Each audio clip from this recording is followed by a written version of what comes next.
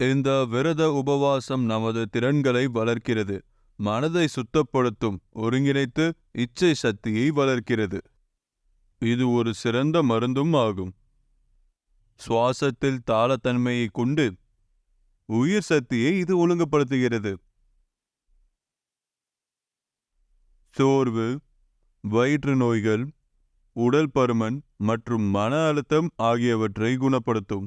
உயர் இரத்த அழுத்தம், ஐபிபி, லோ பிபி ஆகியவற்றிலிருந்து விடுபடவும் இந்த விரதம் நமக்கு உதவுகிறது.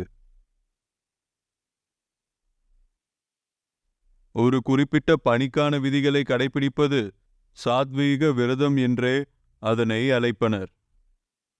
விரதத்தால் சில நோய்கள் அழிகிறது. மகா ஔஷத் கிரகந்தத்தின் ஆசிரியரிடம் கேட்கப்பட்டது.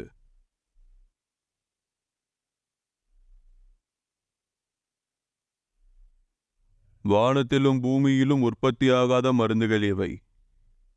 அதில் புளிப்பும் இல்லை, உப்பும் இல்லை, துவப்பும் இல்லை. அது என்ன மருந்து?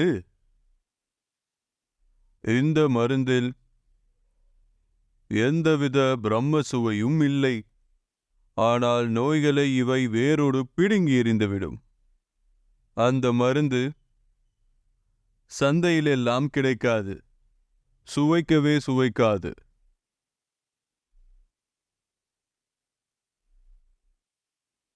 அப்போது அந்த மகான் அவதார புருஷர் கூறினார்,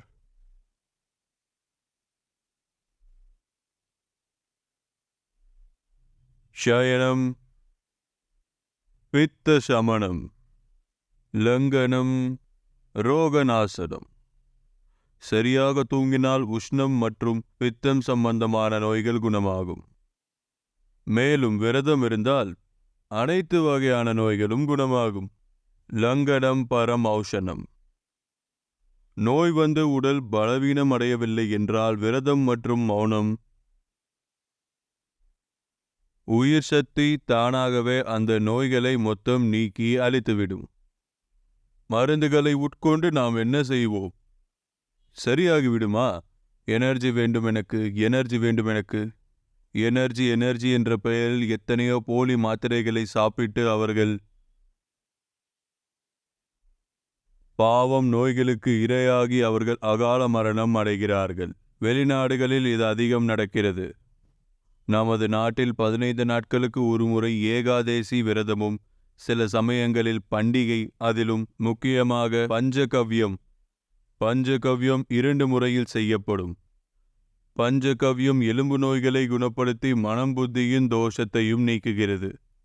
போலி மருந்தில் உங்கள் மனதின் தோஷத்தை நீக்கும் சக்தி எதுவும் இல்லை. இந்த தோஷத்தை பஞ்சகவ்யம் நீக்கும். அதோடு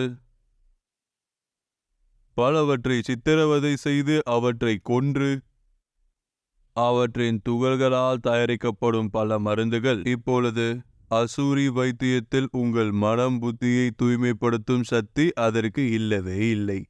3 வகையான சிகிச்சைகள் உள்ளன: ராசாசிய சிகிச்சை, மனித சிகிச்சை மற்றும் தெய்வீக சிகிச்சை.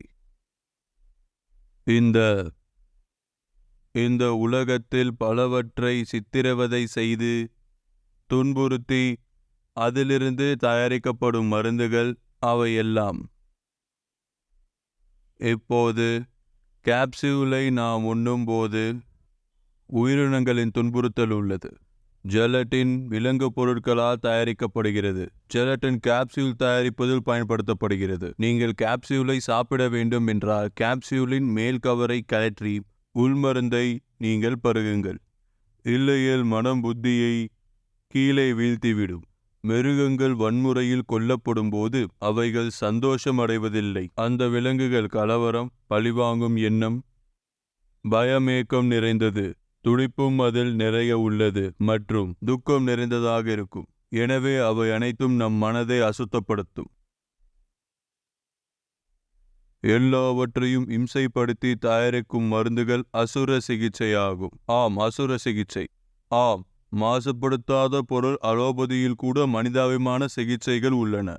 மேலும் ஆயுர்வேதம், மரமருத்துவம் போன்றவை மனித சிகிச்சைகள் ஆகும். அந்த மருத்துவத்தில் கூட உயிர்களை கொல்லுவது வன்முறை அல்ல. இதை நாம் அனைவரும் இப்போது புரிந்து கொள்ள வேண்டும். 3வது சிகிச்சை தெய்வீக சிகிச்சை. முதுமை, பலவீனம், பசியின்மை இவை அனைத்தும் அலோபதிக்காரர் B12 எழுதி கொடுப்பார். B12 அவைகளின் குடலிலிருந்து தயாரிக்கப்படுகிறது. அந்த குடல் மற்றும் தண்ணீரை கொதிக்க வைத்து தயாரிக்கப்படும் சர்க்கரை எசன்ஸ் B12 பசியை தூண்டும். இது மானவீய சிகிச்சை. லவன் பாஸ்கரை சாப்பிடுங்கள். சாப்பாட்டுக்கு முன் சிறிது எலுமிச்சை, உப்பு, இஞ்சியை நீங்கள் சாப்பிட வேண்டும். இது மனிதாபிமான சிகிச்சை. தெய்வீக சிகிச்சை வசராத்தனத்தில் அமர்ந்து மூச்சை வெளிவிட்டு வயிற்றை உள்ளேயும் வெளியேயும் செய்து ரம் ரம் என்ற மந்திரத்தை ஜபிக்கவும். 25 முறை இதை செய்யவும். 25 என்றால் 125 முறை ரம் ரம் என்ற ஜபம் ஆகிவிடும். இது 5 முறை மூச்சை வெளியேற்றி உள்ளே வயிற்றை உள்ளேயும் வெளியேயும் செய்யுங்கள். அந்த மருந்துகள் எல்லாமே போய்விடும். லவன் பாஸ்கர் மற்றும் ஆஜ்மா சூர்ணம் இவையெல்லாம் ஆகிவிடும்.